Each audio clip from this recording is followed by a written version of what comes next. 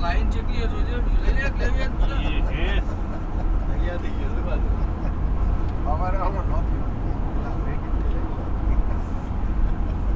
તમારે પીવડાવી પી લઉં પછી જો તાર ભાઈ તમારી ઈચ્છા હોય તો બીજું કહો હા આ તો નવું વસ્તુ